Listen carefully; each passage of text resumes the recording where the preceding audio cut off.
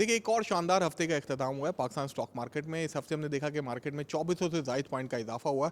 अक्टूबर में मार्केट 10% बढ़ गई थी। कंटिन्यू सर्ज हम देख रहे हैं। आईएमएफ की टीम इस हफ्ते पाकिस्तान में तशरीफ़ लेकर आई और हुकूमत ने उनके साथ काफ़ी मुस्बत मुज़ाकरात आगे की जानिब बढ़ाए। जो हमारे एफबीआर के हवाले से कुछ टारगेट्स कुछ कम हुए थे, लेकिन अच्छी चीज़ ये हुई कि गवर्नमेंट और आईएमएफ के मुज़ाकरात के दरमियान मुस्बत आउटलुक सामने आया है। ख़ासतौर पर ना कोई मिनी बजट के हवाले से बात हुई है, ना ही कोई स्टेकनेस की बात हुई है, ना ही कोई सख्त स्टेटमेंट आईएमएफ की जानिब से आया है, जिसकी वजह से पाकिस्तान स्टॉक मार्केट में काफ़ी मुस्बत रुझान आपने देखा। ख़ासतौर पे अगर बात करें जो बैंकिंग स्टॉक्स हैं, उन्होंने इस हफ्ते आउट परफॉर्म किया। ऑयल एंड गैस ने, ऑटो सेक्टर ने, कुल मिला के पूरी जो इकाइयाँ हैं पाकिस्तान स्टॉक मार्केट में, वो सब मुस्बत स्तर पे आपको नज़र आती है। मार्केट ग्रीन जोन में पूरे हफ्ता ट्रेड करती रही।